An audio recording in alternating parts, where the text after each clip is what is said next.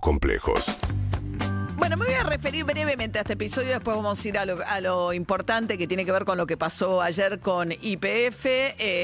Ustedes me vienen escuchando hace un par de días, donde a partir de ciertas presentaciones públicas de Javier Milei, hicimos un compilado respecto de los audios donde insulta, se pone grosero,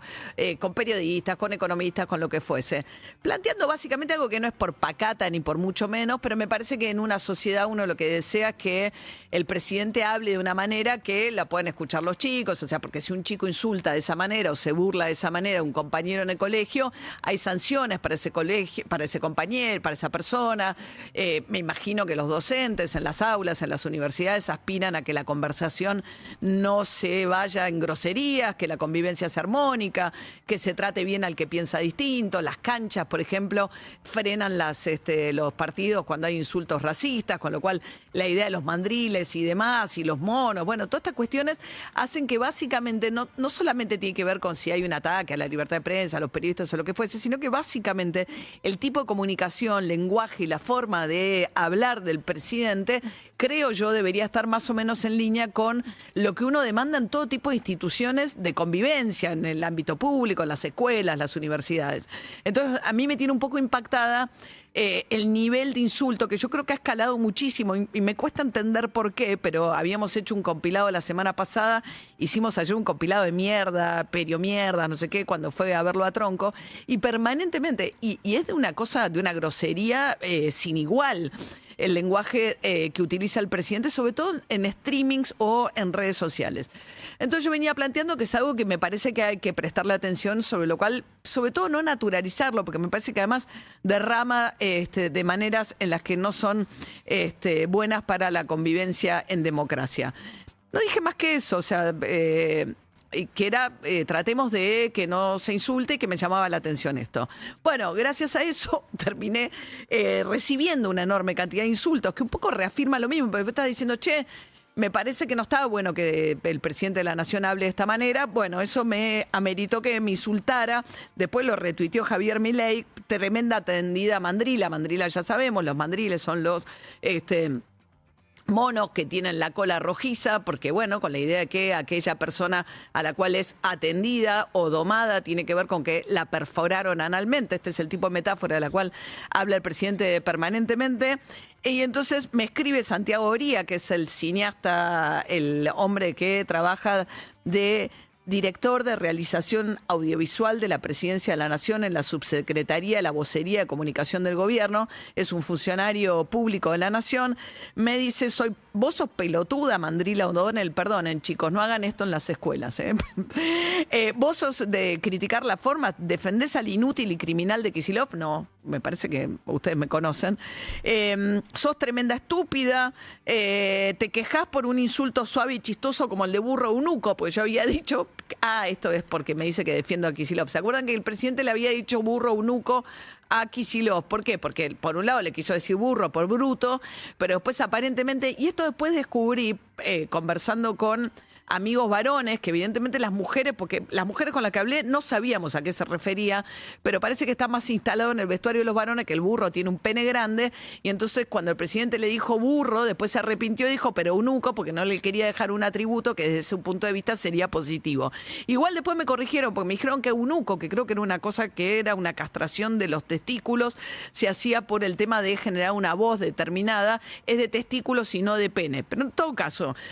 Oría toma por buena la metáfora de que el eunuco en este caso es castrado también del pene, pero me dice que le pareció chistoso como que el presidente de la Nación se refiriera al gobernador de la provincia de Buenos Aires como burro eunuco. Y dice, sos imbécil, me dice. ¿Qué editorial vas a hacer con eso? Tarada, me dice, por el tema del fallo de Nueva York, que ahora vamos a eso.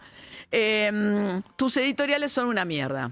Bueno, gracias, señor Oría. Después lo retuiteé a Milei y dice, tremenda atendida a la mandrila. Después hicieron un video con inteligencia artificial, donde aparece como una legión de mandriles, entre los cuales me encuentro, con ahora tengo apodo, que es O'Monell, que no me importa nada, quiero decir, pero el argumento de todo esto es, señores, no insulten y después recibo a cambio insultos. Y después hacen lo que hacen habitualmente, que es la idea de, supuestamente, si te gusta el durazno, bancate la pelusa, ¿Y qué hacen? Dice, como yo digo que eres un funcionario público y le pido que se comporte como tal, me manda la idea de sacan la pauta, la publicidad de, creo que es el último año de Alberto Fernández, porque ellos dicen que no hay pauta ahora, pero no hay pauta centralizada del gobierno nacional, la pauta de YPF, que no rinde cuenta, la manera que antes se rendía cuenta por unas cosas, no porque fuese voluntad de quien ejercía la presidencia, sino que están obligados a hacerlo. Se podía ver cómo era la distribución, ahora ya no se puede ver porque es a través de YPF, pero de todas maneras, creo que ponen la pauta del último año de Alberto Fernández, lo multiplican por no sé cuánto de inflación y deciden que ese era mi salario, y que entonces yo cobraba y soy una pauta, una recibidora de pauta. También ponen la pauta de Kicillof en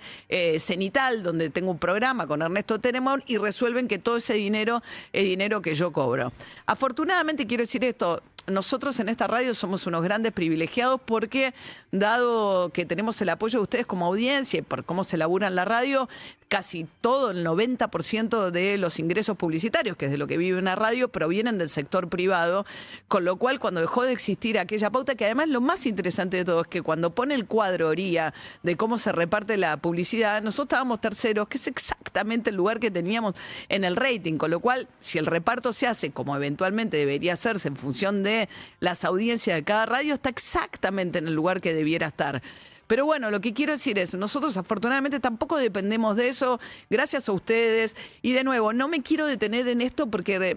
de verdad que nosotros como radio, por la posibilidad de tener ingresos que no dependen del favor de ningún gobierno, sino que es una cosa, es una radio sólida con relación a su relación con los auspiciantes y la cantidad de audiencia que tiene. Y yo personalmente me considero una enorme privilegiada que puedo vivir de este trabajo, en un trabajo donde la precarización es tremenda, donde los salarios están por el piso, donde colegas que tienen 15 años de antigüedad trabajando en medios gráficos ganan menos de los salarios promedios de la economía, en un momento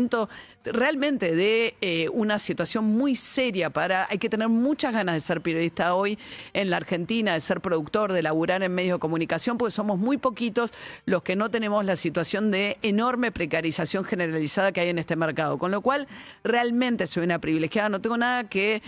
hablar sobre mí, porque sería además injusto. Lo que sí quiero decir sobre esto es que por suerte esta radio es sólida, que lo que ellos pretenden que sean carpetazos, afortunadamente nos resbalan, pero vuelvo sobre el mismo punto, porque la idea es, yo combato porque no me gustan los insultos, las mentiras, ¿no? Entonces el presidente tiene la habilitación que se autoconcede de insultar a todo el mundo porque dice, yo devuelvo lo que me dan. Bueno, en mi caso,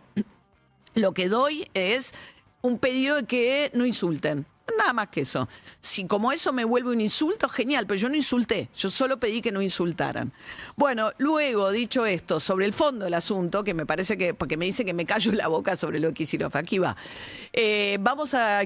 ahora, porque se me fue un poquito el tiempo, que no era la idea, pero vamos a seguir hablando de esto, sobre qué pasó con YPF. Y hoy a las 6 de la tarde va a haber una conferencia de prensa de Kicillof, porque a partir de un fallo de la jueza Loretta Prekel en Nueva York, dice que la Argentina, algo que no va a pasar, afortunadamente, le tiene que entregar YPF el 51% de las acciones al fondo Bulford, que es un estudio de abogados que en realidad compró la posibilidad de litigar en contra de YPF y el gobierno nacional. ¿Por qué? Por la manera en que se hizo la nacionalización de YPF durante el último gobierno de Cristina Fernández de Kirchner con Kicillof, ministro de Economía. 2012 se nacionaliza YPF, se llega a un acuerdo primero solamente con Repsol, que era la compañía española que había entrado YPF en la privatización de Menem, que fue un desastre. Llegan los Kirchner y arman otro desastre, que fue argentinizar la compañía con el grupo Petersen, los Eskenazi, que no tenían la espalda financiera para entrar en YPF, y que lo que hicieron fue,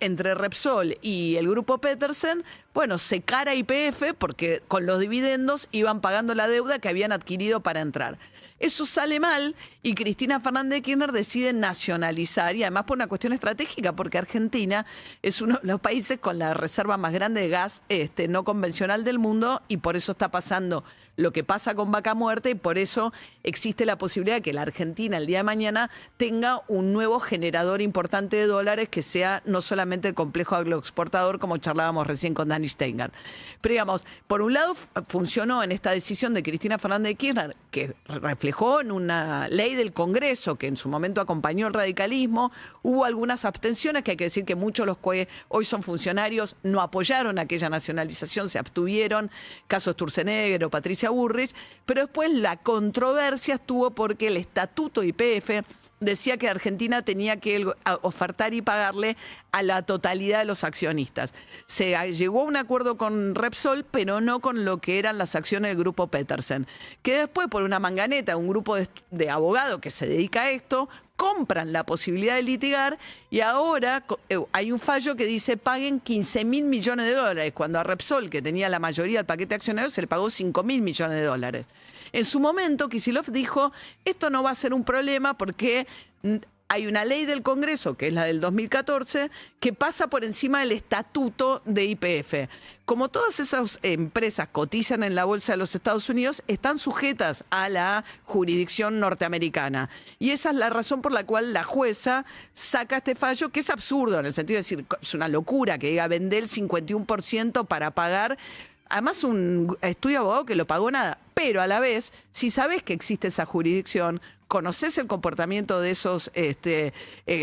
estudios de abogados, las posibilidades que se abren y los antecedentes de la justicia norteamericana, el CIADI, que en otros casos ha pasado esto, bueno, por lo menos fue imprudente lo que hicieron en aquel momento, pues está teniendo consecuencias muy severas para la Argentina. Ahora va a apelar Javier Milei y el gobierno de Javier Milei, la Argentina va a apelar a través de esto. Ojalá se revierta este fallo. A las 6 de la tarde va a dar una conferencia Kicillof para defender lo que fue aquella decisión, con el tema YPF ahora metido en el medio de la discusión de la campaña electoral.